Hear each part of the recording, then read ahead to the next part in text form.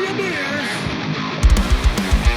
everybody, this is Charlie from Anthrax, and you are listening to today's Boondoggle. This is Mark Metcalf, and you are listening to today's Boondoggle with Bailey on Domain Cleveland Radio. You are listening to today's Boondoggle with Bailey on Domain Cleveland Radio. Yes, Kato Kalin listens to this all the time. Welcome to today's Boondoggle. Now here's your host.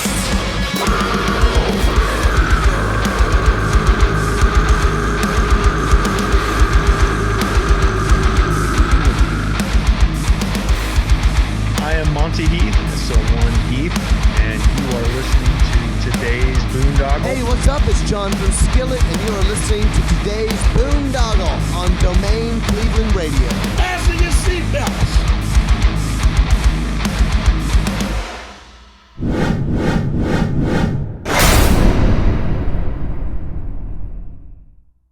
Sonic Temple Art and Music Festival returns May 14th through 17th with My Chemical Romance, Tool, Bring Me the Horizon, and Shinedown. Plus, Pierce the Veil, Good Charlotte, The Offspring, Sublime, Godsmack, Breaking Benjamin, Marilyn Manson, and so many more. Sonic Temple in Columbus, Ohio, May 14th to 17th. Passes on sale now for as low as $1 down at sonictemplefestival.com. What's going on, everybody? It's Bill Bailey with today's Boondoggle. And, who says you can't get a new start? This is going to be the episode 420, reboot 420 episode, with the Navy 420 chief. What's going on? Yeah, thanks for having me. Oh, yeah, man. I mean, it was kind of like a no-brainer. It's just like, I was stressing. I was stressing myself out because I was on delay, and, I had a good conversation with the guy that, was on, 420 version 1, episode 420 version 1, but, it's a Marine, how that goes, so we try hard to stay on topic sometimes, but here we are. I think we're going to do it justice this time. Well, I hope I can add value. That's what I'm here to do my best at, for sure. Oh yeah. I think it's going to be good. I mean, it perfect. I don't know, maybe the years of me killing my brain cells back in the day. It's just like, I don't know why I didn't plan ahead and knew that episode 420 was coming up, and it wouldn't have been like a rush to get somebody in here. It could have been all worked out ahead of time, but it worked out how it worked out. So, here we are. It's an honor for me, and I'm super honored. 420 shows a great commitment, especially when it comes to podcasting. It's just staying in it, doing it over and over and over. So I was grateful to be asked to be on the show. So thanks for having me. Yeah, I gotta give a shout out to Greta for getting us connected. She's been awesome. I've had her on, and now she's like, like my almost like veteran recruiter for the podcast, so yeah. I'm very grateful for her. Yeah, I was grateful to meet her. I think it was through Irreverent Warriors, her and Brian, both really cool. Yeah, good people for sure. And then so usually when I have people on for the first time, I like to go way back before you became the 420 chief, and you were a little Ryan. Do you remember what you originally wanted to be when you grew up?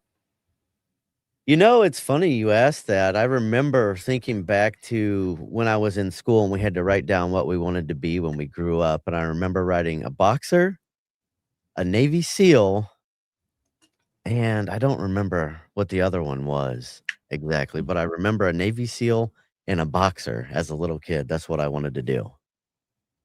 Nice. And then when was it that, the calling to serve your country like solidified for you? I think it was just a part of the way I was raised in my household. My father was a Vietnam veteran. He was in the Navy, and he was an RM, a radio man back in the day on an old refrigerator ship, just a small cold food ship.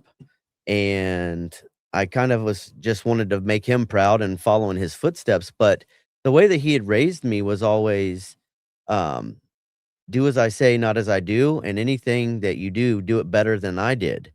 Be better than me. And so I took that as join the Navy and um, make a higher rank and go farther. And I ended up, serving a full 20 years instead of 4 years like my father had done. He got out as a third class, eligible for second, and I retired as a Navy chief after 20 years of service. So I felt like it was just a calling to me my whole life, the way I was raised and the stories my father had taught me.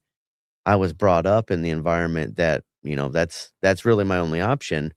College is expensive. I did start college, realize that, but I always felt like I had the military to fall back on even after I had joined. So it was just like a part of my journey, love like it or not. Gotcha.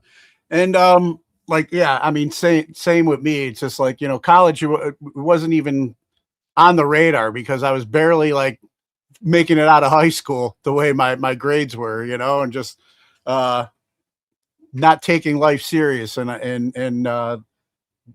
the military definitely helped with that. Now, what area did you grow up at? I grew up in Missouri. I am from Shelby County, Missouri, which is in between Hannibal and Macon, Missouri, and just really small town. Everybody really does know everybody in the county at this point. Once you hit high school, you know everybody from sports and school gatherings, hanging out, whatever. So way small. I graduated with 32. We're in my graduating class, and our school system there is kindergarten through 12th grade is all in one building. Like it's pretty small. And as you mentioned, your dad kind of got you prepared, gave you a little bit of heads up of what the Navy was going to be like. But was there still like coming up, from that small town and getting into boot camp and experiencing the Navy firsthand? What was that culture shock like for you? So I have to be completely honest. Where I'm from, it's all Caucasians. So the military for me was like my first exposure to any different ethnicity, Laotian, Chinese, African American, Black, all of it. That was the diversity shock for me, really, because I didn't have a lot of interaction, where I'm from. It's not something that we're used to. I'd never really met real life gangsters or anything at that point. I'd never met um, anybody that's like really, I don't know. It's authentically, it was a shock for me. It was an eye opener. I had never even met anyone homosexual at that point that I was aware of.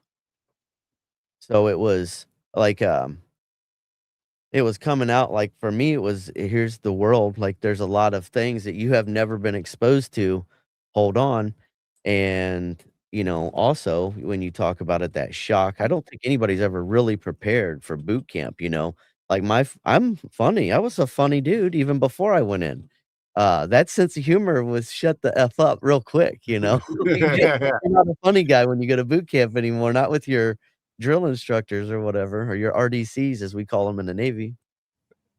Oh yeah. I learned that as well because then I was up for the hour before everybody else normally got up to get PT'd. I had the pre-PT party, because of my mouth and stuff. So definitely relate to that. And the funny running joke is since you hadn't met any people that are homosexual yet, you came to the right branch for that, right? The Navy. That's what they say in the Navy. And then like as you got through boot camp and then started experiencing the Navy lifestyle, what are some of the oddest things that you experienced along the way? That's a hard one because I was reflecting on just this the other day, just from my mother's standpoint of her raising me from a baby, coming to visit me when I was on active duty, when I was crazy. The extreme craziness is the answer. Unlike what she saw from her son, like whether that be the way we would drink wasn't like a lot of folks back home would drink at the bar. Like we were drinking for $1,000 a night tab a piece, like not a little bit. Like I remember my mother one time crying to a doctor saying, I watched my son drink more than would kill a lot of animals. Like, he shouldn't even be alive right now. Freaking out where I'm like, I could drink a fifth and then I can drive to a party and I'll party all night long. And I don't think people understand the extreme. Like, that's what I mean. Like, like if there was a fight or something, it was always very extreme. You know what I mean? And not just chill at all, just like balls to the wall, everything. Not just drinking, but drinking and then driving 100, like crazy to the extreme. Yeah. Like, I know, like it was an atmosphere that enabled, that type of behavior as well, It attracts it. It really does. You find your tribe, you find your people. Yeah. Just like anywhere you go, there's different energies, but that culture was one that embraced that little bit of crazy, that those outlaws, if you will. And I think the military, a lot of units specifically, even have figured out how to play that to their advantage a lot of the time. But I think that's something I definitely recognize now, that I'm older and I've done a lot of reflection and I've worked in civilian employment. And it's like, well, some of the things that we make a big deal as a civilian, like if a server's down, that's not a big deal. People shouldn't be running down the hall. In the military, a big deal means something completely different. That level of severity is something completely different. And so it was really hard for me to give a shit about a lot of things that I thought were low on the, on that scale of severity. Yeah. It's funny too, because you had me reflecting just now when you mentioned, your mom and kind of like the fear that she had. I remember, I mean, it started off the rip. They came to my boot camp graduation and, then you get to run off and go out to town with your family for a little bit, and every other word coming out of my mouth was fuck, and it was so nonchalant, it was just like, and then my mom's mouth's dropping. My dad's just like kind of grinning, but like, it was just like, what is going on? And because that's all I heard from the drill instructors the entire time, so I thought that was the new English language for me. And then, Sona.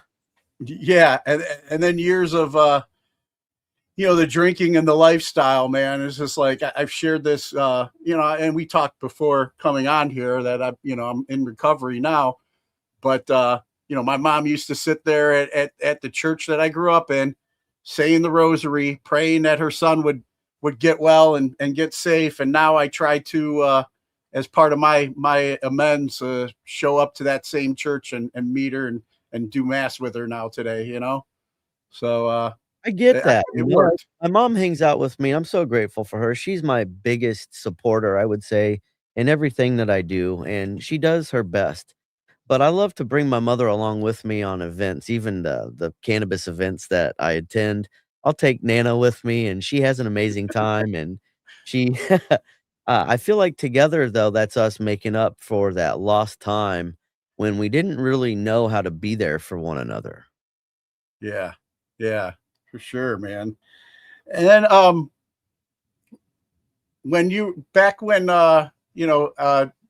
mean, 20 years made a career out of it.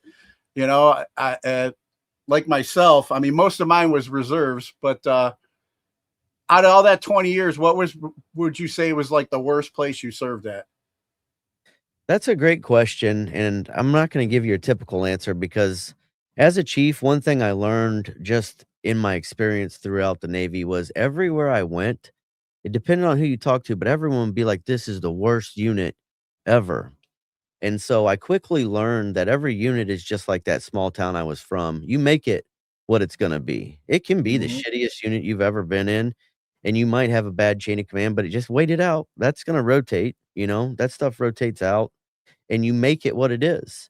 So for me, it was never one specific unit was the worst or one situation. I'll say the worst situations were with the best people because at the end of the day, who are we doing this for? We're the guy to our right and our left. That's who's really there to support us. That's who we trust with our life. That's our immediate family at the moment, if wherever, depending on where you're at. But for me, I think the worst thing was By the time you build that camaraderie and that community in a unit, somebody has to go, somebody transfers out, somebody gets out of the military. So for me, it was that revolving, like it's never done. It's never done. You're never going to have the perfect unit unless you're in like a special force team where they never change. It's gonna rotate it out, and people come and people go. And by the time, like even as a senior leader, by the time you've got the training down just the way you want it, you're out of there, and somebody else is gonna come in and make it the way they want it. So Yep. for me, that was the hardest thing, was building a relationship and that camaraderie, and then somebody's gone. They're in Washington and you're in Virginia. It's like, damn. Yep. And then what would you say was one of your favorite duty stations you got to serve at? Man, I have to say, it's funny.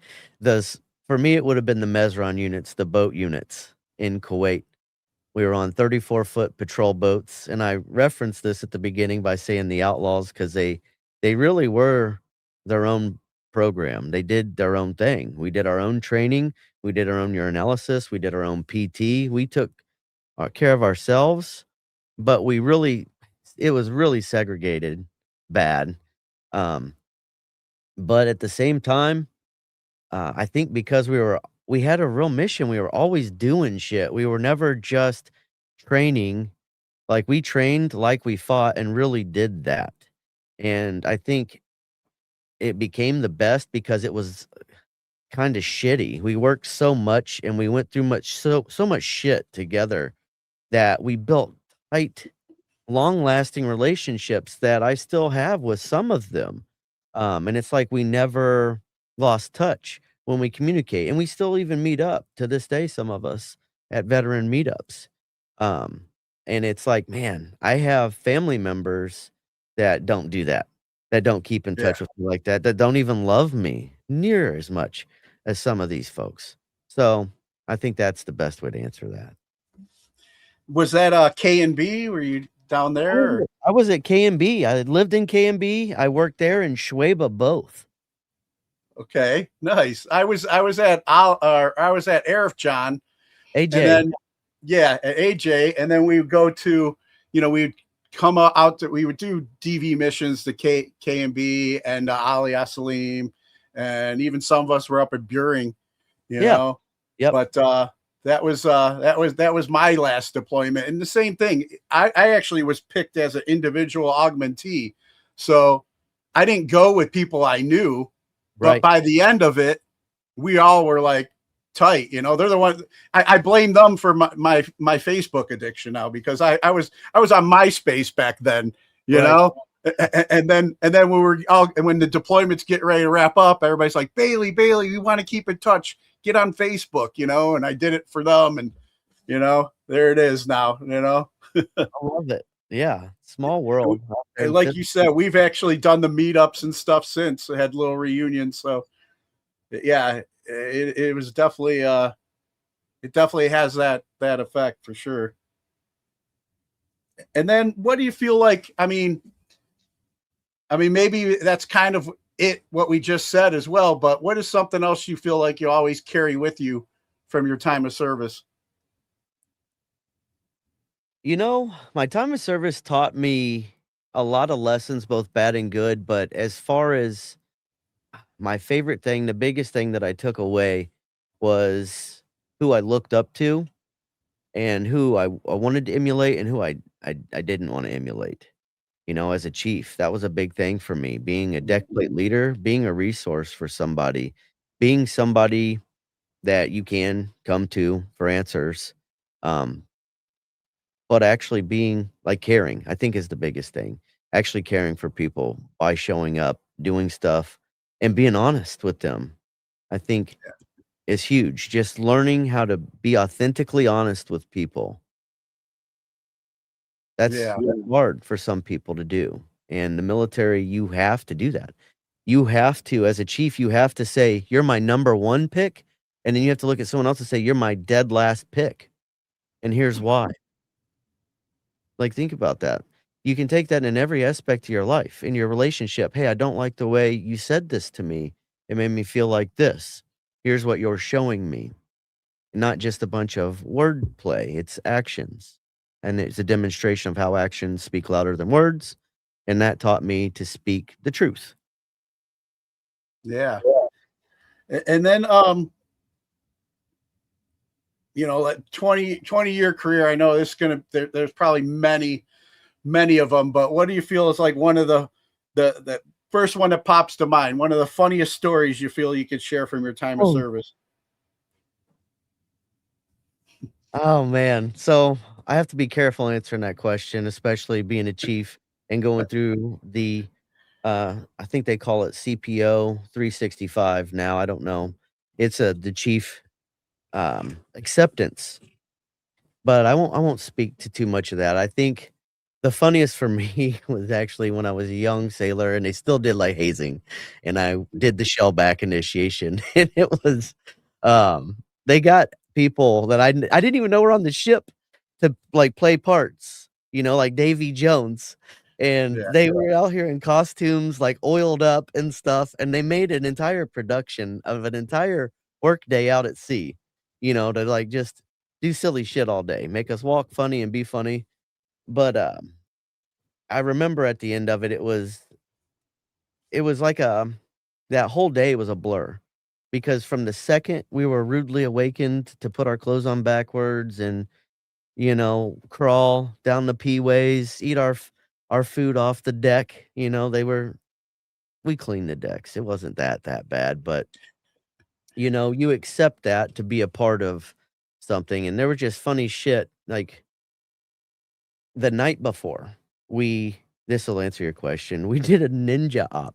I was on cranking duty at the time. And what that means for listeners that aren't familiar with the Navy, when you're on a ship, you would go work with the now called culinary specialists.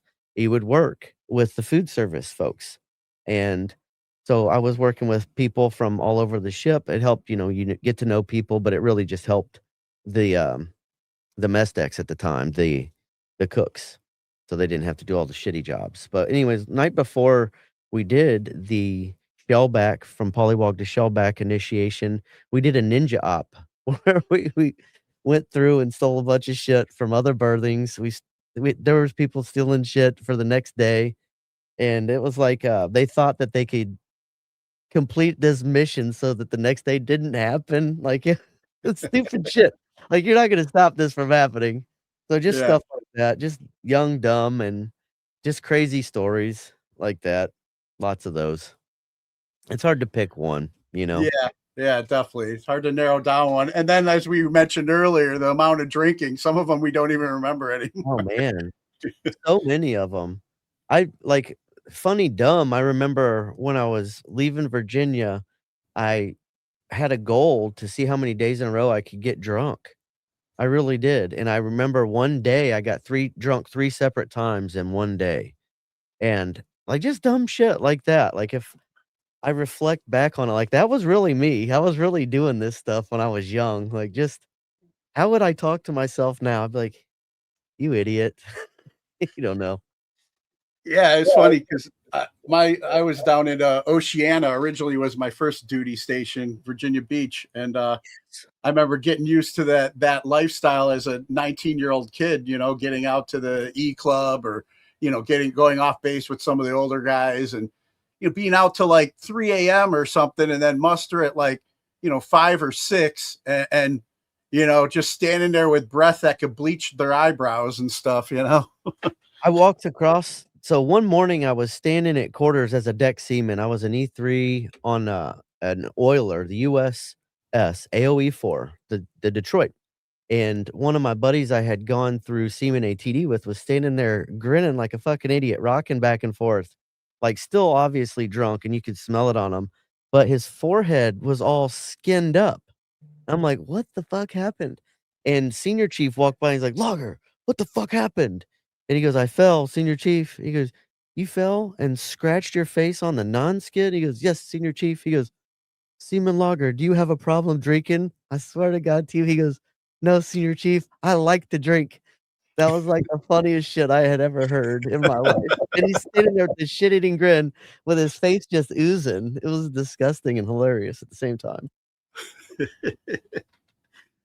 And what would you say is one of your greatest hopes for the country that you've been willing to give your life for? One of the greatest hopes for me is that we drop all the bullshit, the party, the left, the right, and unite together as human beings and just give a shit about one another and what that's the only way we can really save ourselves. We're not going to save ourselves when we're divided. We're never going to find a ground to even agree on making positive change if we're going to hold things against one another. So, what I've seen just as long as I've been in the cannabis industry is that our united voices do go a long way. They do actually make a change.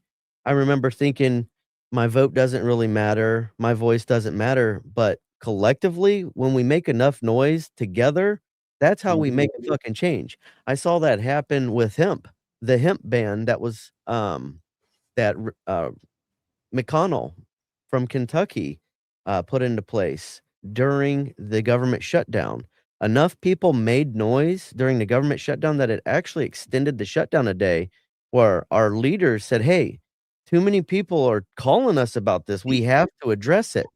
That told me, "Hey, if enough of us can unite on issues one at a time and agree, save the children, let's take care of our health, let's be honest about it, we can make a change together. There's enough of us and enough concerns that we all can agree on that if we focus and come together and unite, that's my answer, then we can make a change." So that's what I'm hopeful to see is that we'll unite as humans.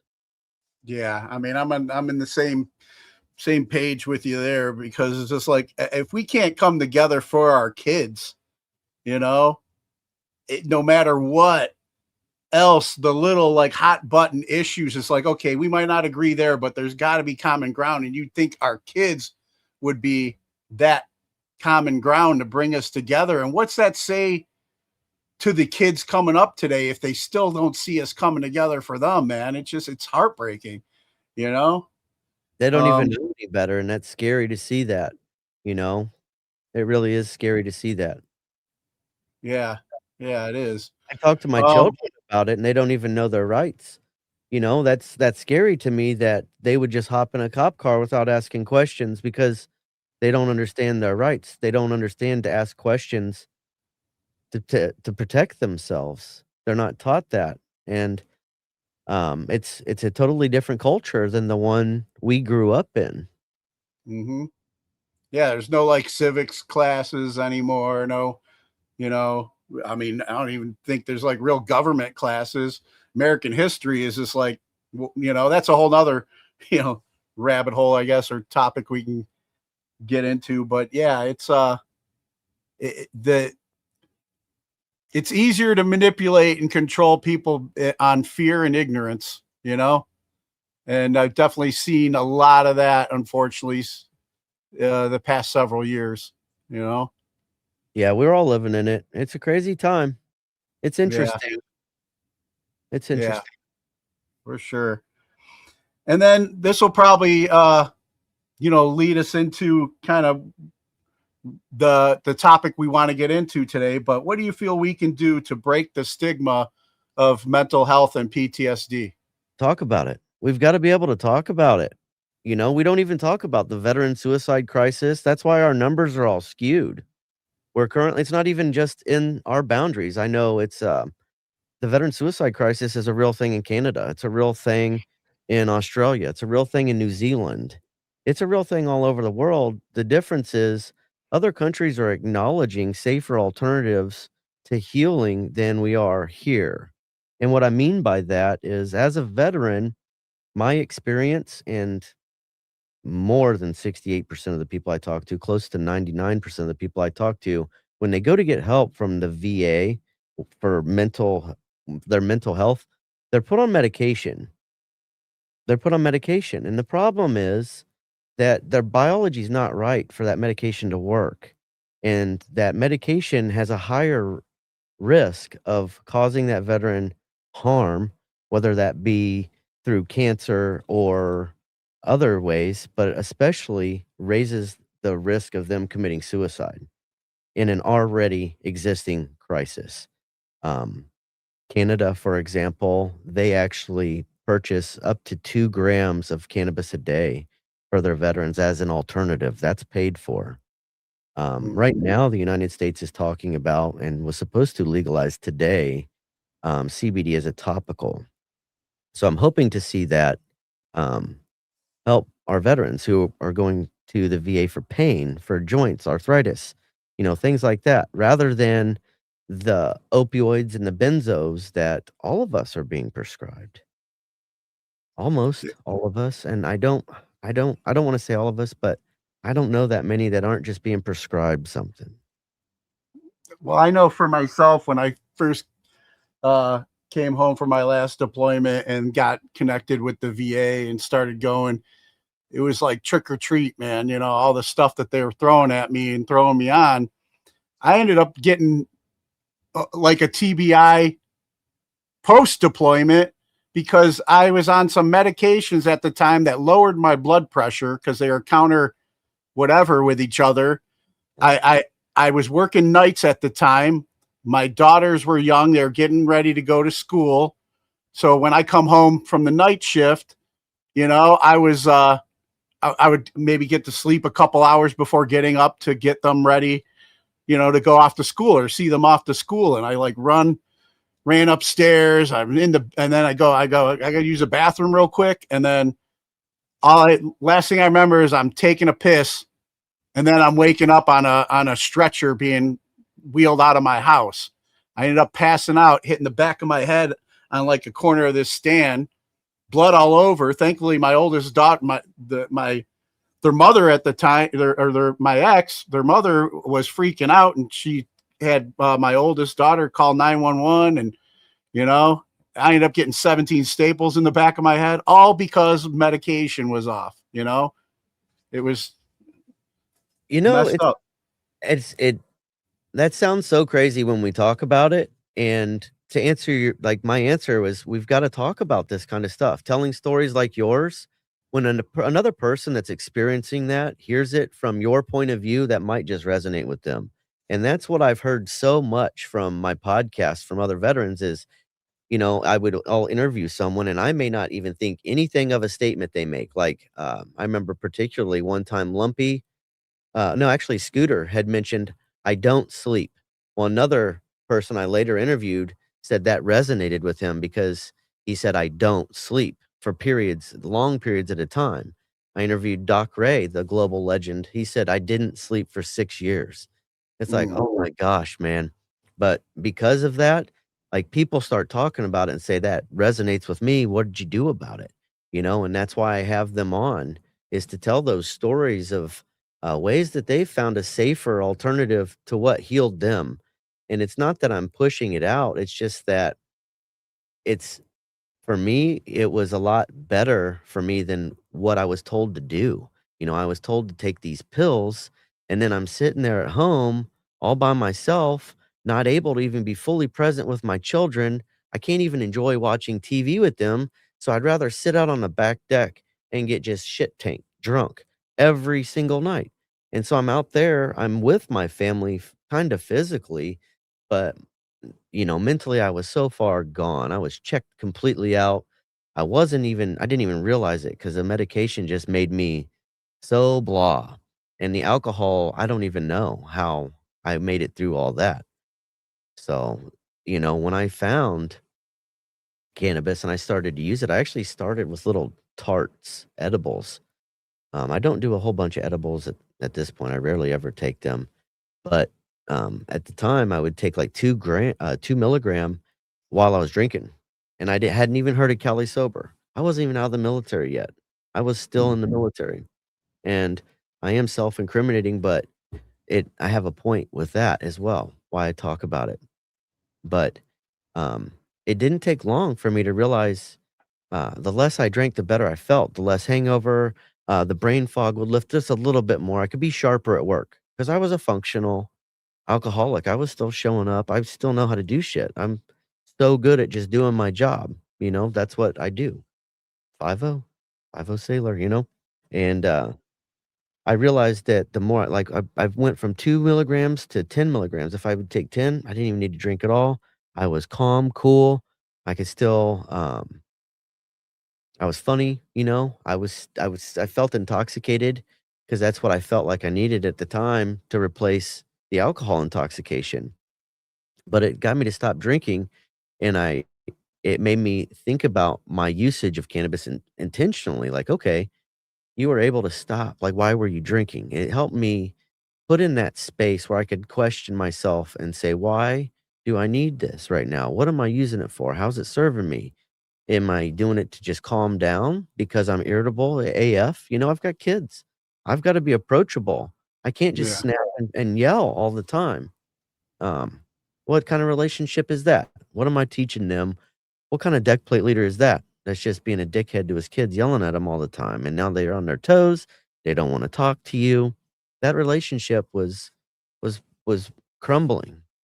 And so I learned that I can intentionally use like a vape pen. We called it the Zen pen, you know, and I'd hit the pen and it would give me what I'll call that little bit of buffer space in between reacting and like finding myself in a situation. You know, it would give me that just a little bit of time that I need to make the right decision, to use better judgment or to sleep. You know, some nights you lay there in bed and you think and you can't stop. And then me, I can't lay there if I'm like that. Now I got to move. It's like, holy shit, I'm a mess. So I found what worked for me, you know, and that's how I got started with cannabis. Gotcha. Yeah, you know, for me, it's been like, you know, I came home and like had my last blackout at my welcome home party, you know, and woke up the next day, and I remembered, you know, when I was on that last deployment to Air John AJ, there's a couple of times I did DV missions up to the airport, you know, for angel flights. And, you know, that's pretty sobering. You know, I mean, it was a dry country too, for at least my part, you know, so it's like it was God doing for me what I couldn't do for myself. You know, I had to sober up while I was there. But there's something very sobering of seeing a flag draped coffin going home as well.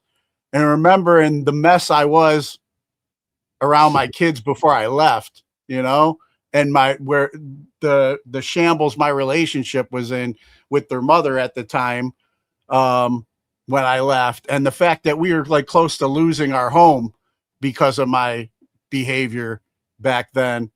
And you know, when you get deployed, of course, everything kind of freezes, and I was able to, you know, I wasn't blowing money at the bar, so I was finally paying my bills like a responsible adult, and was able to save the roof over their head and everything. But I come home, and then I have that blackout, and I get up the next morning, I'm hungover, and my daughter was 8 years old, and I'll never forget. She's like laying next to me, and she's just like, Daddy, I don't want to see you like this anymore. And I'm like, I don't want to live like this anymore. You know, and that was kind of my like bottom, you know, where I was just like, I got to get help. And I didn't know what to do at the time. And then once again, you know, there was a situation with a family member that she had been pregnant, but then they discovered she had cervical cancer, and to beat the cancer, it cost her the child. So they had a little memorial service at her church for it. And, you know, I was raised Catholic. Like I said, I still will attend with my mother, to, you know, as part of my living amends and stuff. But where I'm at spiritually is a different place today. But I went to that church just to show up, be a represent for my family that was going through that situation. And it was just like, dude, the pastor and like God speaking right through him at me, like I was the only person there, you know, and just like his message. And it's just like, dude, I broke down, and then I talked to him afterwards, and, you know, I rededicated my life, and I said, I need help, you know, and I first started in like some sort of like Christian recovery programs. And now, you know, then got into AA. And like I said, my conception of who God is, I know it's not me anymore, you know. that was the main thing. I had to realize it's not me anymore. And spiritually where I'm at today. But the anxiety, the fear, the chronic pain, I'll still deal with that as well.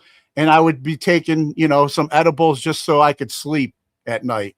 Wasn't trying to get high, but it's a slippery slope with some of the people in recovery, because even my sponsor will say anything that changes you from the neck up, it's like, I don't think I need to reset my clock, my sobriety date, if I'm just trying to sleep pain-free, anxious-free. But I've looked more into the oils and the topicals and stuff, because it's like, I'm not smoking it. I'm not knocking the people that do that. I'm a big supporter of that. It's better than what the VA throws at us.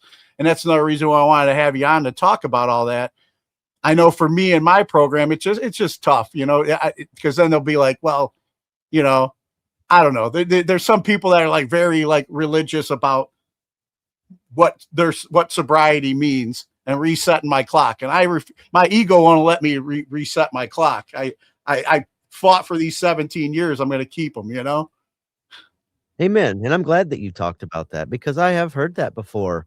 When I first started my platform of interviewing veterans and their stories of healing, a lot of my listeners noticed the trend with veterans and the alcohol and that rock bottom that we all take extra. We just go extra on our rock bottom in comparison to a lot of other folks. It's just a higher statistic with veterans. And it's a lot of the times it's alcohol related more often than not. So I've been asked to partner and speak with AA, and I've been apprehensive because I do understand their stance on it. But like you had mentioned, I stand behind hemp, and Missouri just last night around midnight actually voted to even ban it here in the state of Missouri. That includes like a full spectrum, topicals, non-intoxicating. And so many people, I do sell topicals. I'm not here to talk all about that, but the reviews I've received from people that use them have helped them get off of a lot of different medications. And when I hear that, like, I hold on to that. When I've got people sending me pictures of x-rays and saying, hey, I've tried this and this and this, I've been prescribed this, and they tell me their stories, I'm like, oh my gosh, I'm so grateful that you found something that's a safer alternative that works for you. And when you start to hear that more and more, when you start to get more and more sales and you start to listen to more and more people's stories of how your product has helped them, or how what you're talking about, like what we're doing right now, has helped them in some way, shape, or form, that touches your heart, and you want to hear more of that so you can share that with other people. Because if someone hears that, they'll be like, oh gosh, I had that, or I'm going through that and experiencing it, and maybe it's something that could help them and benefit them. I just went to the VA the beginning of this very month and got prescribed Voltaren gel. And I'm like, the base of my product, hemp seed oil,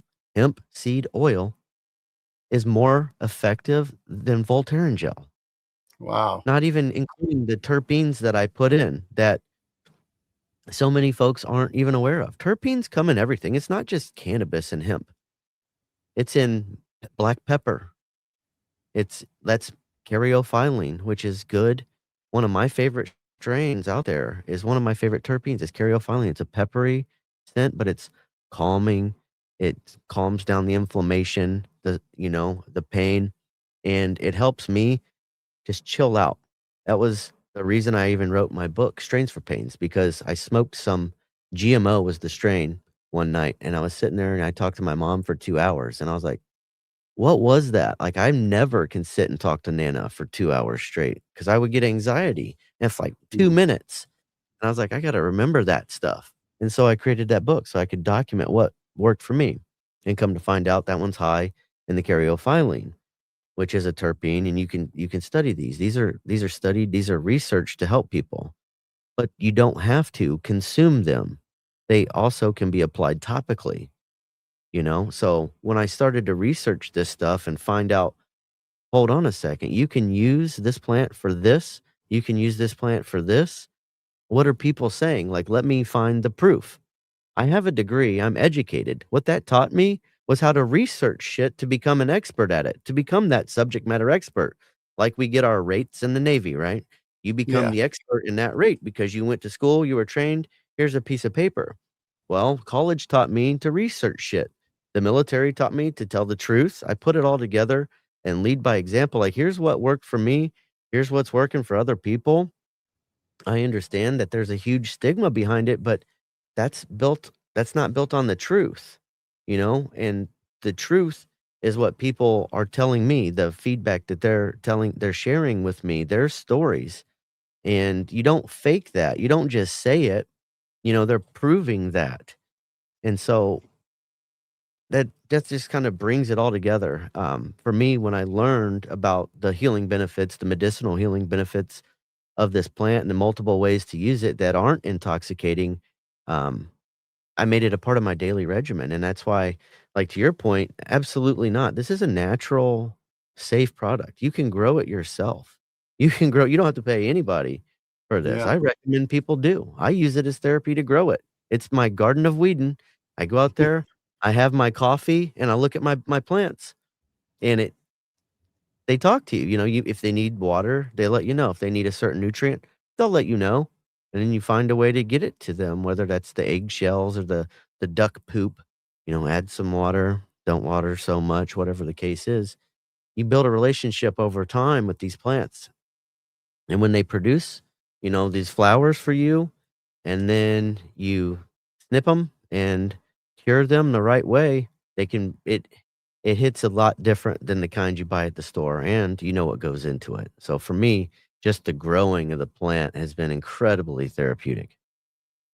Yeah. I actually took like a thing at the VA where like a greenhouse therapy type thing that we did, but it's funny too, when I started out in my faith-based Christian recovery originally, I remember that I was running that issue with them as well. And I would be like, well, it says here in the book that we read, God created the seed-bearing plants, I mean, he created all the things that we need in our bodies, like, has already been touched on, it's in our DNA, cannabinoids or whatever, What I'll say to you, in my experience, I was court ordered to get counseling, okay, from a divorce that, from a lot of buildup of alcohol and bad, poor judgment altogether. I'll just sum it up like that. I was forced to go to therapy. And what I'll say is this: I'd been to therapy before. I've been to counseling before, and it's never going to work until you really want it to. My use of cannabis allowed me to have open and honest conversations with, at first, a counselor, and then later, and I still attend VA therapy. I'm very open about that. And, I got blessed to find a therapist that I feel does care when I talk to her, that listens, but redirects me back to being the best me and taking care of myself. I wouldn't have been able to have those conversations years ago when I was still drinking, or even when I was still on those prescription medications. I just wouldn't have been honest. I wasn't ready. I wasn't on that part of my journey. But I was able to use cannabis to help me get there. I still had to do the work, and I still feel pain, but I could I found that for me, it took the edge off enough for me to get the sleep that I needed oftentimes. Because if you're not sleeping and you're tired, especially if you got a wife or children, you're taking that out on somebody, and if you're all by yourself in isolation, like so many other veterans are after they hit rock bottom, then you take it out on yourself.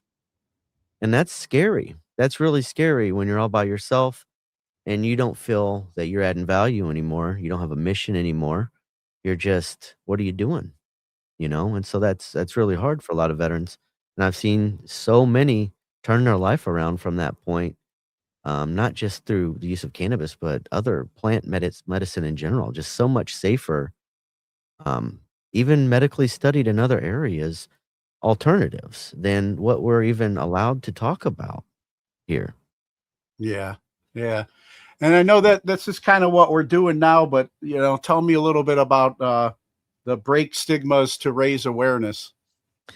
So you talking about the nonprofit Break Stigmas? Yeah. Yeah. So once I started telling these stories, I realized this is way bigger than just me. Like, this is a whole mission. There's a lot of people that are hiding it out there. When I came out as 420 Chief, people would message me, you know, just to come out and be honest, like, hey, I'm using this, but I can't tell anybody. So I realized there's so much stigma. People are scared to come out and say it. You're in the military, you're tested on this stuff to make sure you're not taking it. You sign paperwork that says, I'll stay away from it. I remember they even mandated we sign a page 13 to say we would never touch CBD because it could have trace amounts of THC. Not even explaining this is not intoxicating. This has zero health concerns. It's like, why are we keeping people from that? So, yeah, that's where I'll stop with that. But that bothered me as well. And that's why now you were about to talk about the nonprofit, though. Is that? Oh, I'm sorry. Yeah, so Break Stigmas. When I started hearing the stories, we Sunnyside of Freedom and myself wanted to raise awareness to the veteran suicide crisis, to mental health, and to bridge the gap between veterans and civilians and bring people together just to be open and able to talk about this. And since then, Sunny's had 3 meetups of her own where she's united veterans across the nation to come and build relationships with other veterans who are in isolation. It creates a place for veterans to feel safe, get to know people before they get there so that they feel safe enough and trust people to talk about issues. But they build these connections that are lasting well beyond the meetup. These are real life brotherhoods. And so many folks, we realize we talk to so many all the time that are on their mountainside or out on their ranch or wherever in isolation. And we use the nonprofit to raise the funds to get them together to find venues to unite veterans. I've got one actually coming up, Mission DD 420 out in Virginia. And when we talked earlier, I heard that you were into music. It really got me excited because this one is during a Cannabis Cup. So the best cannabis in the state of Virginia. They also have live music, band playing there. It's paired up with Springfest 2026 at Garrett Farms. That's where they host Noke Fest. And the city of Roanoke, Virginia will have big parties with big bands. Pretty amazing. So I was really excited to work with Doc Ray to put that on and unite veterans across the nation. We've got folks signed up from Washington State to Florida coming out to meet up. But not just that, but some of these folks are amazing resources for veterans. One of them, for example, is a green certified doctor in the state of Florida, and he offers the medical cards for veterans in the state of Florida at no charge. So just trying to get the right people connected with the right folks in their areas so that everybody can not just leave, with someone to help them to talk to care, but also somebody to help them on a mission, stay accountable, have something to work towards, and tons of healing resources, healthy alternatives. So that's what, like, overall, we're tying it all together to not just be a place, but to be a resource for resources, natural healing resources that really do work for our veterans. Now, you had mentioned your book as well, Strains for Pains. When you mentioned, using, what you learned in the Navy as well as in college to research. There is so much like uneducated people out there with this topic. You want to share a little bit about all of what the book entails and what all you learned along the way? Absolutely. The book, I kept it very, very simple. It's not like I wrote a book about my experience. This is just a review book. The very first thing that you'll find when you open the book is a chart of terpenes. So this is what you would want to look for. When I started to consume, I had no one to talk to about this. I didn't know where to look. I could Google stuff, but I had no guidance whatsoever. So I thought, like, what would have helped me at the beginning, when I first started to consume intentionally? And so I created the book to list, like, here's the terpenes, here's the effects of the terpenes. You know, is it calming? Is it mood boosting? Is it an appetite suppressant? Is it creative memory? Good for skin repair? Whatever. And what's its medical application? You know, do you need it for anti-inflammation and pain relief? Do you need to use this for sleep, focus, etc.? What's it smell like? So you can get the taste. All terpenes are what produce the scent and the taste in anything cannabis related. The terpenes are what give it the flavor. And then when you start to mix different terpenes, then you're creating strains like your Pineapple Express, I'm sure you've heard of, or Blue Dream. Those are combinations of terpenes. And those terpenes not only give it the flavor, sometimes people will be like, it was itchy, or it was peppery, or it was fruity. The terpenes give it that, but that also gives the cannabis, the flower, its effects too. So the terpenes are all good for something on their own, and there are quite a lot. So I just put that list of here's some terpenes, the most medically studied ones I put in here, and here's what they're good for. Here's what they smell like. And then I went on the next page, and it's just a list of, well, you can't see that on the camera, of top medically reviewed strains. And this is what folks could look for in like a medical dispensary or at their hemp shop and say, hey, I heard this works. Do you have any of this? And I just put the top like 19 strains that are good for medical benefits for like anxiety, stress relief, insomnia, muscle spasms, epilepsy, mood enhancement. A lot of folks were talking to me about fibromyalgia. So all that's in there. Here's some specific strains to talk about, you know, that you could ask your bud tender or your green certified doctor to try. And then the rest of the book is just fill it in. You know, what did you get? You know, the strain name. Is it indica, sativa? Is it a hybrid? What are the notes? You know, what was the smell? What was the taste? What were the effects? You can rate it and then kind of take notes how it helped you or if it didn't. Like there were some strains along the way for me that I found would give me anxiety. So something maybe I would look to avoid in the future. And so that was the purpose of the book, was for folks, you know, that are using. It was a little bit of a guide, like here we can start off with this and then document it and how it works for you, because it works differently for everyone. Gotcha.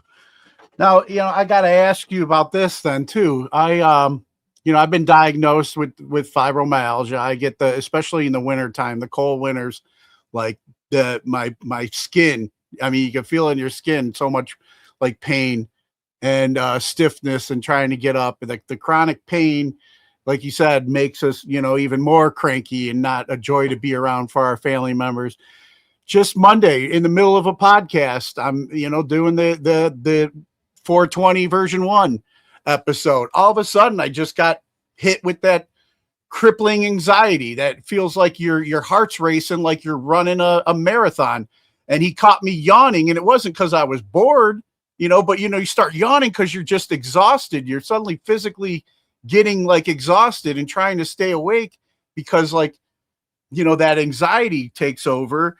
And that's what I suddenly was feeling like. And I made a point of it too during the conversations, like, you know, people see us and, oh, you got all your limbs, everything, you can't be that bad off, you know, as a veteran. They don't know all the shit that goes on in here and in here that we deal with. But as a guy that, you know, I'm, you know, and this is something I got to address with my sponsor more, you know, because that's the double-edged sword of my recovery program, you know. But I still struggle with the pain. I still struggle with the anxiety. Plus, as a father, let me ask you, as a dad, both of my daughters are grown women now. They smoke cannabis. I'm thankful they're not doing what I was doing back in the day. They're 25 and 22. They're not at the bars drinking. But at the same time, I'm like, hey, you guys might want to take it easy on that, because it's like, I don't know, I'm a conspiracy nut too, and I'm just like, well, I don't think what they're putting out there today is as healthy as what we grew up on either. But at the same time, I don't want to be a hypocrite if I'm telling my daughter to maybe watch my daughters to, you know, kind of limit their intake and I'm like thinking or looking at maybe supplementing what hasn't been, what the medicines that the prescriptions that I get for a safer alternative while trying to balance I know that's a lot I just threw on you, but No, no, as a father, that's a great question, and I'm gonna be completely honest with you. I would tell them to hold off if they can until they're 24 years old with their usage of cannabis, because cannabis can impact brain development. Now, what I Mhm. will say in my personal experience with my oldest son, who's 22 years old, he's gonna do what he's gonna do irregardless of whether I like it or not, and I feel much safer with him consuming cannabis than I do with him drinking alcohol. That's what Yeah. I'll say about that. It's if you have to make a decision, I would do my best to tell them, if you can, don't take anything. That's the best answer, Yeah. especially if you don't have to.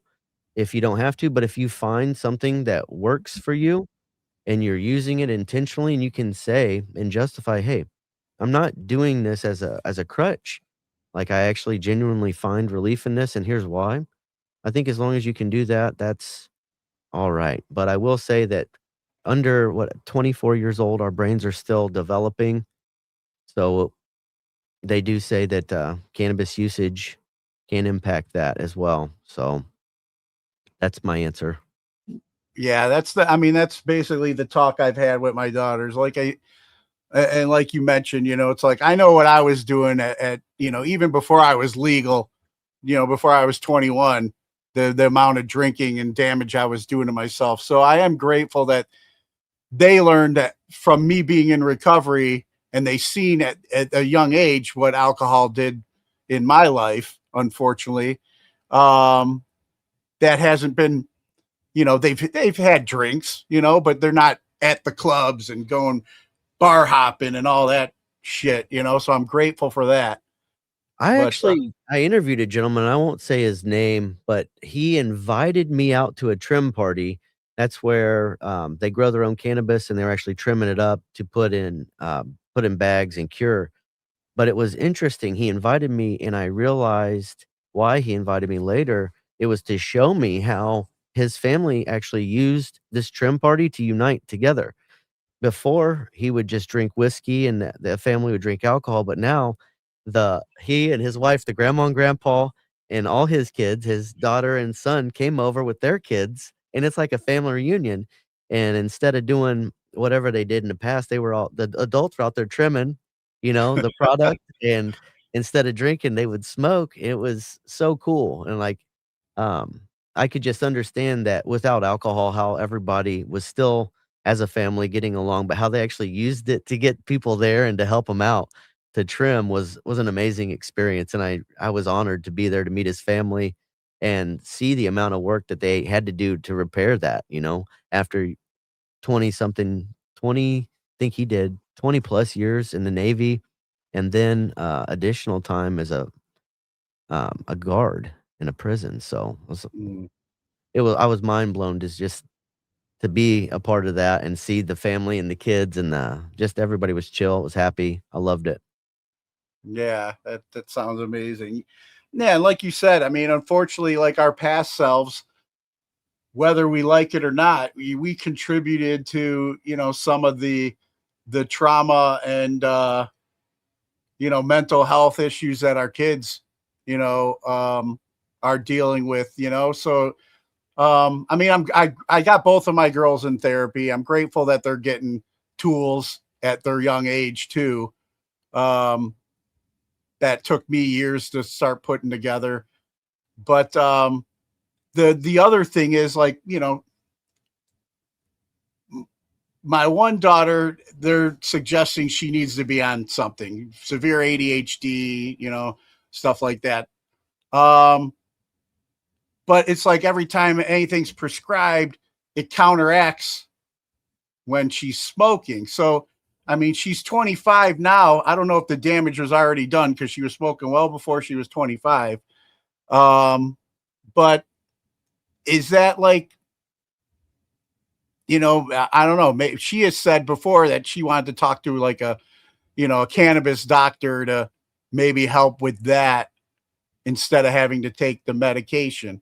That's actually very, very common. I actually interviewed Dustin Sinella on my podcast. And after getting to know Dustin over it's been over a year now, man, almost 2 years. He's very, very ADHD, and he's learned how to utilize cannabis, and he has a good way of putting it, justifying his usage of it to manage his day-to-day ADHD. And he's learned how to build little I don't know how you say it, like I'll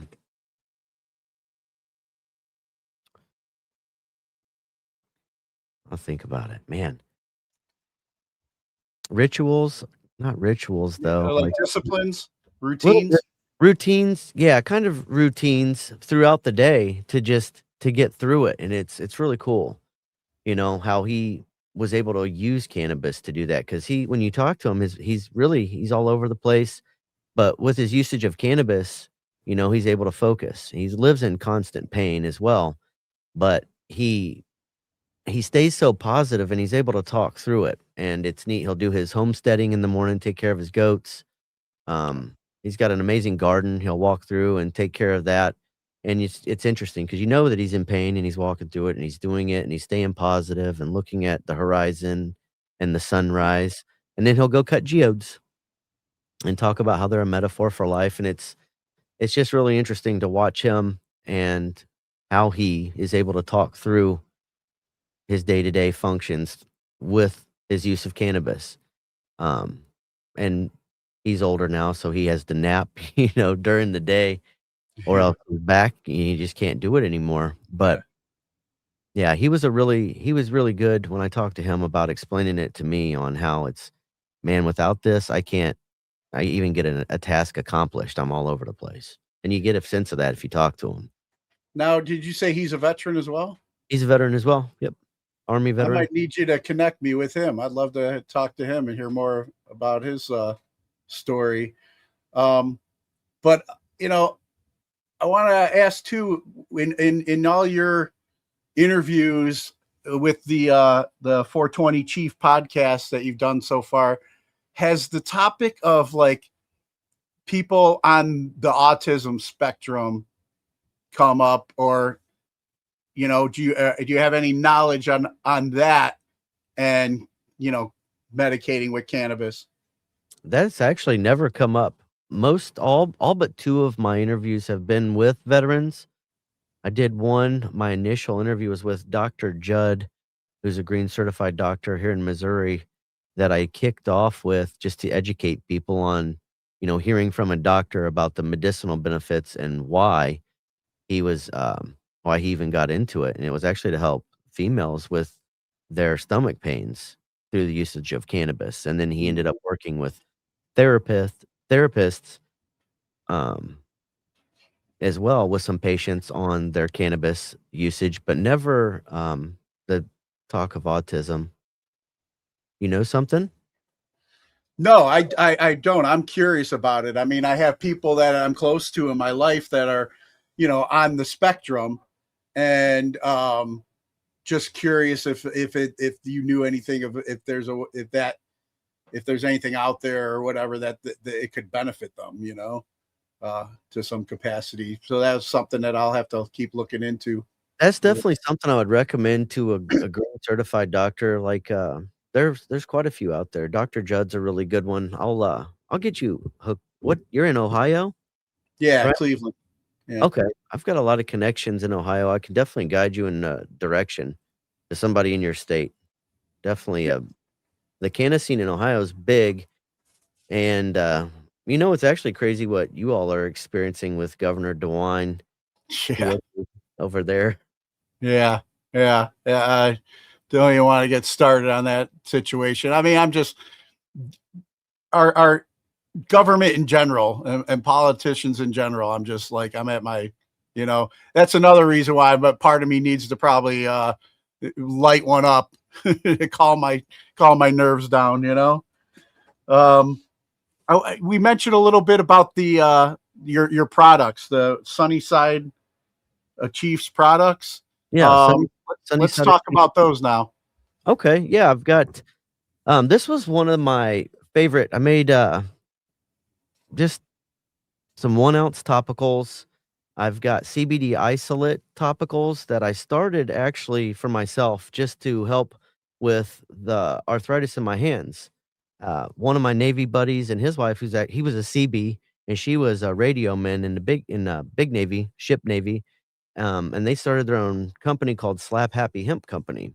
And they had some salves that I tried on my hand while I was there. And I was like, oh my gosh, this works. So I bought some for myself and my lady, and we tried it out. I was like, this is amazing. So he actually mentored me through making my first salves, which were just a Chief's Calm Balm and Sunnyside Soothing Salve. And I used it every day just on my hands for like the arthritis pain. And I didn't even know it, but I had a trigger finger going on. Like my finger was clicky, my thumb. And one day, the tendon just snapped out of the sheath, and it w my I couldn't even use my thumb, and it just hurt. And I was like, how can a finger impact my life so bad? Like, this hurts so much." So, we ended up making another salve with magnesium in it, so CBD isolate, but with magnesium, just to kinda help get in there deeper, and what I'll say is this, I could tell when I needed it again. So I know it was working because I would forget about the pain until it would wear off, and then it's like, "Oh, man, I'm hurting again. I need to reapply." That's when I'm like, "Okay, this stuff works pretty well for about 4 hours at a time on my hands." Um, but my knees and lower back still hurt really bad, you know? I put it on my knees, but it it kinda helps take the edge off, but it's not quite enough, like, I still complain, like, I hurt. So, I made a full spectrum product called Restricted, and that's full plant THC, and that one, it has a little bit of THC, but also CBD, and what that means is it can hit both of the endocannabinoid systems, so it can drive the benefits a little bit deeper in, and you can feel it, you can feel it, um kinda just numbing down that pain to make it much more bearable is what I'll say.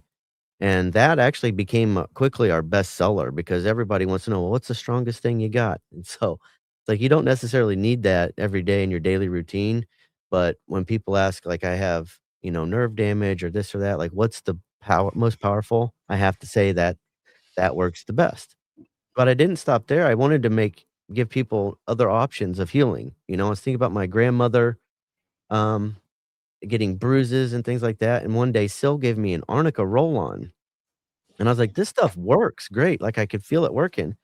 So, we made another salve that's arnica and CBD isolate for bruising, and as I get older, like, I crack my leg on something. I know Sil, a couple weeks ago, my lady busted her foot under her bed, and it was horrible, black and blue. She put that stuff on, and the bruising went away in a day. It's like, "Oh my god, like, that's crazy." And she's like, "It still hurts." She's like, "But look, like, the bruising is gone. This stuff is amazing." And so from there, we ended up coming out with an all-in. And that one I made after I got my trigger finger surgery and added, not only CBD magnesium and arnica, but I added comfrey to that. And comfrey's I studied a little bit, like we talked about earlier. I learned how to research from college. Well, I look, what are they using overseas that's natural that provides healing to people? And comfrey was a really big one for like wound care. And so I got surgery on my hand for the trigger finger, and I started applying that about 9 days after, and it helped with, it sealed up quick and it helped with the scarring. And not to mention, it smelled amazing, but I was like, "Wow, this is incredible." So I made all in with that and got that out to folks, and it just has everything in it. So if somebody says, "Is it good for this? Is it good for this?" It has it all. Like, you can use it for most of that. I will never make claims that it will heal anybody else. I'll tell you how it worked for me. But people have left reviews, so many reviews, um, for how they use it different ways. And lastly, I think you'll appreciate this one. I made the last Calm Balm full spectrum. So this is one of two of my products that are full plant power that are at risk of becoming illegal November 12th of this next year with the hemp ban.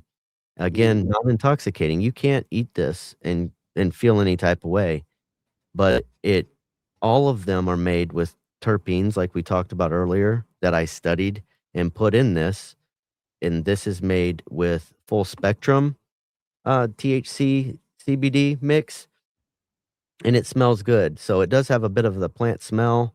I put enough essential oils to keep it all natural.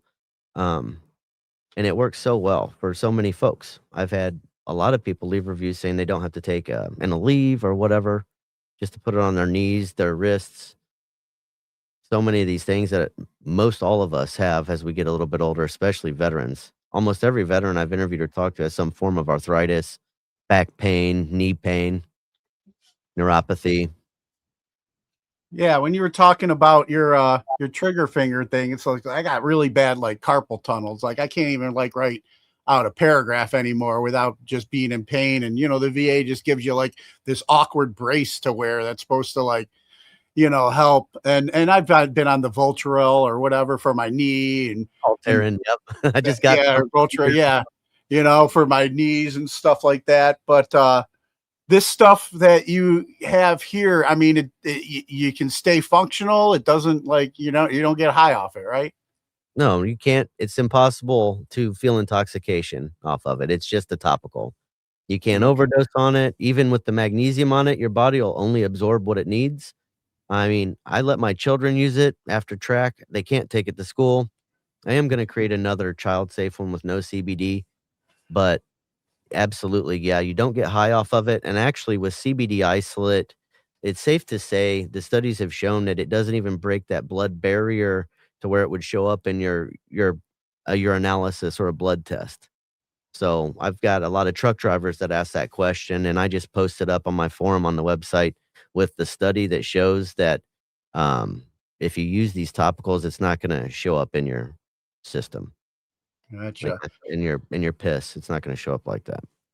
Yeah, I was doing like jujitsu for a while, and it was something that I was enjoying until I wasn't, when it was hurting too much.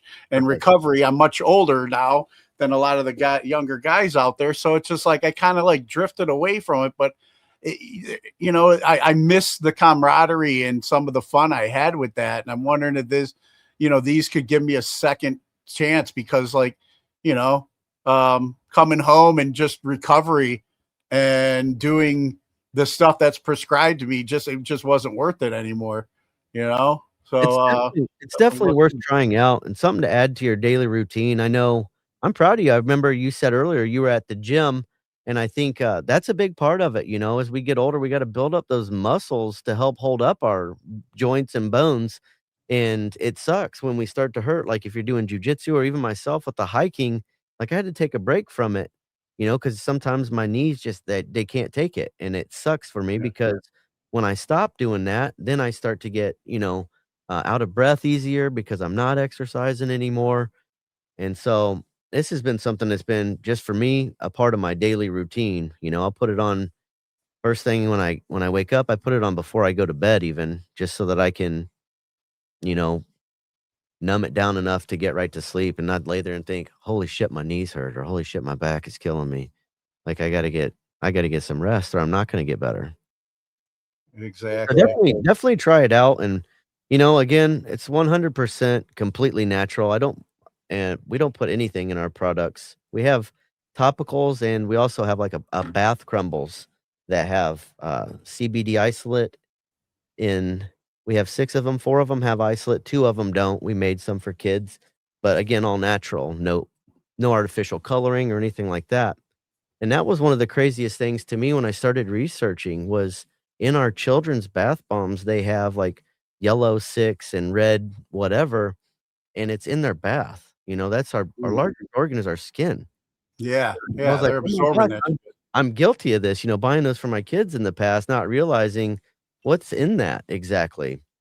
And so we created those just to show people, you can have a luxury bath crumble that you'll feel good.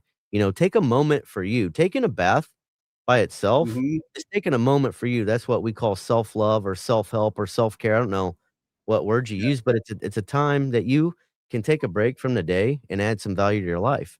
And while you're there, you might as well do it in a healthy way. So put about 100 milligrams of CBD isolate in each bag, and magnesium is in there as well, and then some kaolin clay. That always leaves the skin feeling really hydrated and nice. So definitely something I would feel safe putting in my children's bathwater as well, or a foot soak for a lot of you Yeah. crusty veterans. Yeah, with my gnarly toenails. Yeah, I definitely will want to talk to you more about all this stuff. I know we've gone a little over our hour that we originally set out for, but hey, all's good. We've been having a good conversation, hopefully educating a lot of people out there. Before we get ready to wrap up, I want to ask you a couple of questions that I normally ask my guests that I have on here. You know, we talked already, both music fans and stuff. Who are the top 3 musical artists you're listening to today? Wow, that's so hard. I'm gonna go with right now Royal Bliss. I have to say I love them. They do some amazing covers, and I have been called, not myself, the king of covers on TikTok when I play music lives. And they did a tribute album to Tom Petty that was just phenomenal. So check it out. Not only that, but they take songs and it's like a metaphor, an Anthony Bourdain metaphor where he said, you know, you could be the best chef in the world. Go to Thailand. They learn how to make your dish in 30 minutes and they can make it better than you in 30 minutes. And took you how long?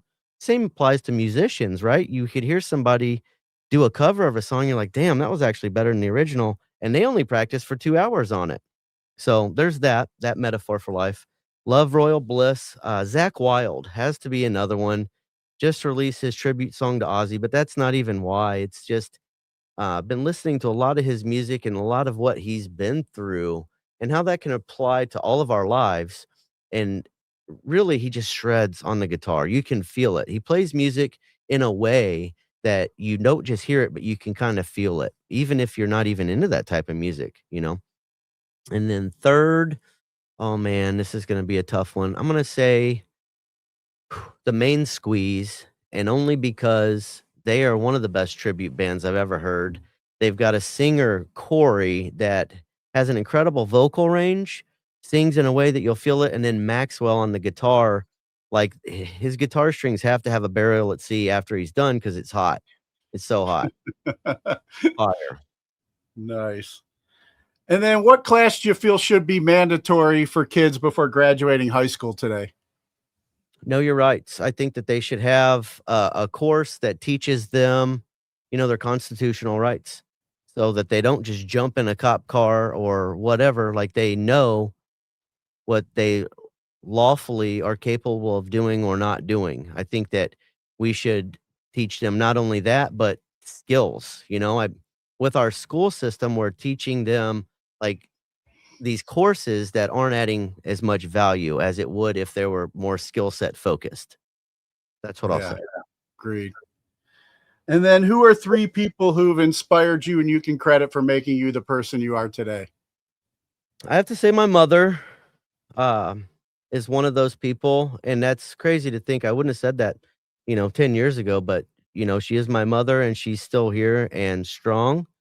I have to give all credit to all of my children, so I'm going to count that as one, for being through the ups and downs with me, still loving me, and being a part of this unconditional love journey that we're on together. I've learned so much more from my kids than I ever did a leader in the military. I'll tell you that to be true. So my kids mold me every single day. And I'm going to say my grandmother for teaching me, love, teaching me to believe in myself, and being a really amazing moral compass for me my whole life, just to be the best person that I could be and fair and loving to everyone. Awesome. And then favorite toy as a child? I'm gonna go with my blankie, actually. I had a blanket that I kept with me. I took it on my first ship with me. It made it through a deployment, and then I think my dumbass sent it through ship's laundry one time, and that thing it was like, ooh, it was oh shit. I guess it was only about 19 years old at the time, but still, a 19-year-old blankie ain't making it through ship's laundry. It came back my washcloth. Oh man. Yeah. And then any message you have for our military brothers and sisters currently serving overseas? Thank you for all you do. I wear red every Friday, remembering everyone deployed. And remember, you're doing this for the guys to your left and your right. And when you get home, don't forget about those guys. We're not just to your left and your right, we're all over the place. And I know when we get back, especially from overseas, a lot of us scatter out and we go back to our families, our priorities shift. But never forget you're not alone, to call somebody, when if it gets to that point. Somebody is always out there to listen. Somebody's always been, in the shit, but doesn't want to stay in the shit. They want to help you get out of it and get back on track. So that's my biggest. Thank you so much for all of those that have served and are continuing to serve, especially overseas. Awesome. Chief, it's been great talking with you, man. I'm glad we were able to get this done. This is feel like we're doing it right. Appreciate it. With everything that we've kind of like promoted that you're involved with, if people want to start following you or even order some products and stuff, where would you send them? I've got a couple sites to see the podcast interviews, the stories of healing. Definitely check out YouTube. You can find me just 420 Chief. I have a website, 420chief.net is really a good hub for all my merch. The topicals are there as well, and the podcast interviews. To go directly just to get our topicals and bath bombs, sunnysideofchief.com. And for Break Stigmas, that's breakstigmas.com. We do have a spot there for anybody who's interested in sponsoring events or just donating to ensure that veterans, we can still keep having missions to unite veterans across the nation, keep paying for venues and everything but their travel we cover. So, yep. Awesome. Breakstigmas.com for that one.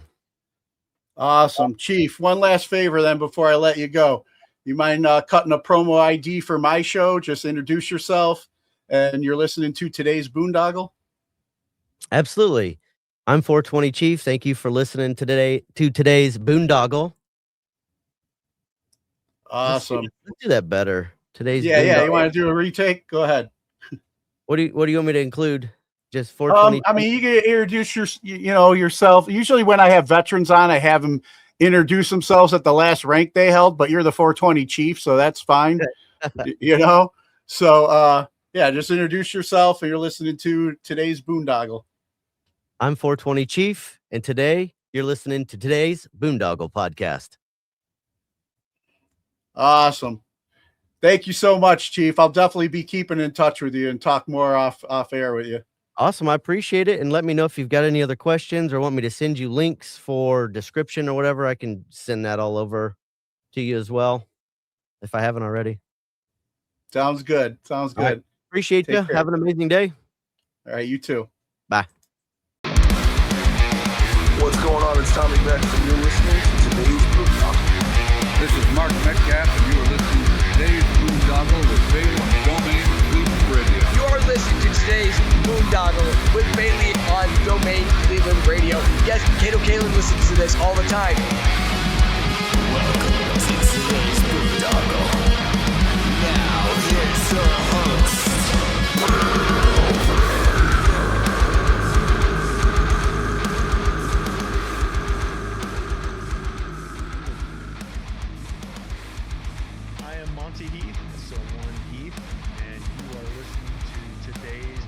Hey, what's up? It's John from Skillet, and you are listening to today's Boondoggle on Domain Cleveland Radio.